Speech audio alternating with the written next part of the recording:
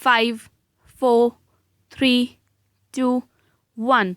Your Imperial Majesties have given our people the opportunity of welcoming you on other occasions in the past as well. Similarly, our leaders have visited your great country on numerous occasions. The exchange of views which have been made possible by these visits have invigorated the multidimensional relationship that exists between India and Iran. With every high level visit that has been exchanged between our two countries, it has been possible to enlarge areas of cooperation and complementary and come closer together in our attitude to our and world problems. We have no doubt whatsoever that the present visit will impart further dynamism and vitality to the process of beneficial cooperation and mutual understanding between our two countries. The culture and traditions of our two countries have much in common. India's contacts with Iran go back many thousand years in history and legends. There has been a continuous interleaf of thoughts, beliefs, and ideas between the two countries. Anciently, Pahlavi and modern Persian are akin to us, symbolizing the continuity of a great cultural tradition which has its roots in the ancient past and has influenced us and in turn has been influenced by us. It is therefore not surprising that we share so much common inheritance of the way of life of our two peoples in our customs and manners, arts and crafts, literature and lore, and above all, in the common values which we have carefully nourished and cherished through the centuries. It is therefore only natural that we continue to share certain attitudes in our international and bilateral issues. Both our countries believes in the peaceful settlement of disputes through friendly discussions. In our relations with our neighbors, we have both consistently tried with sincerity and goodwill to foster ties of friendship and good neighborshipness.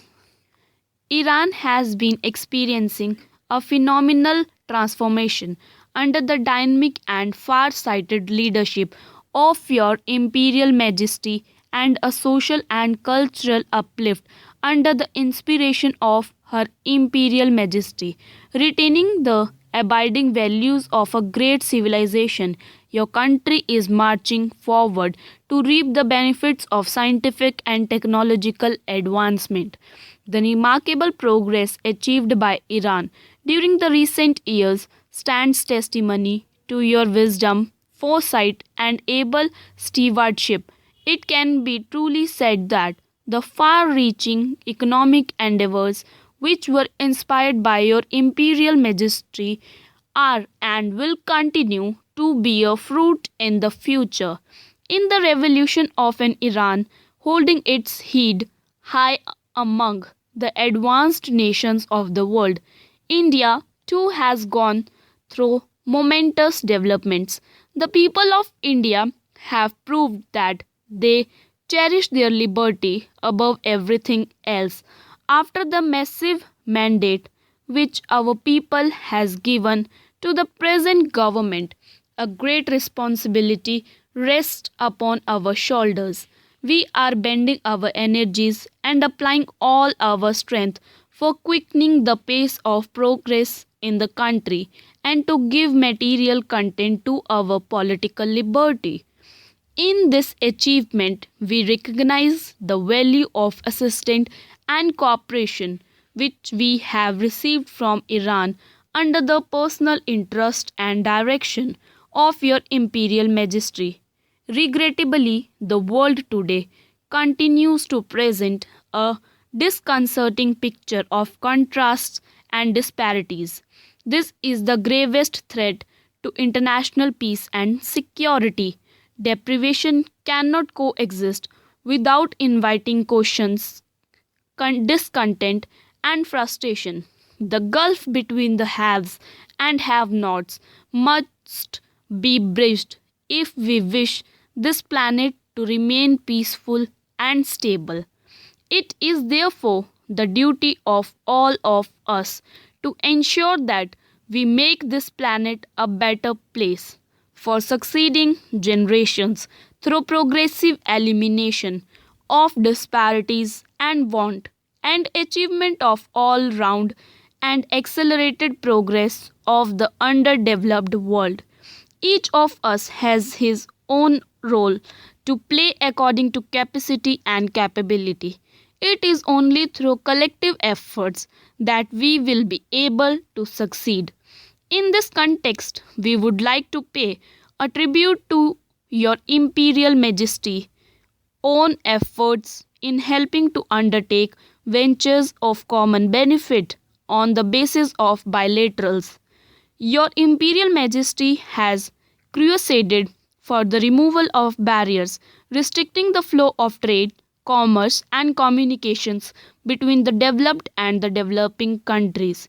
Your effort for mitigating the present world economic situation is a measure of your statesmanship as well as of your deep understanding of the complementary of the economic forces of the world. I am firmly of the view that both countries can play a significant role in broadening the trend for greater harmony and understanding between the North and South. Between our two countries, the possibilities of cooperation are virtually limitless. We are happy to observe that many of the projects envisaged by our governments earlier are not taking concrete shapes. Their full realization will certainly generate a momentum in the industrial, economic, and technological fields to the mutual benefit of the two countries. In this context, the Indo Iran Joint Commission meeting held in New Delhi in September this year proved fruitful and has opened up new vistas for cooperation, which must be followed up with expedition and determination. My government is convinced that a constructive relationship based on political understanding will make for real stability.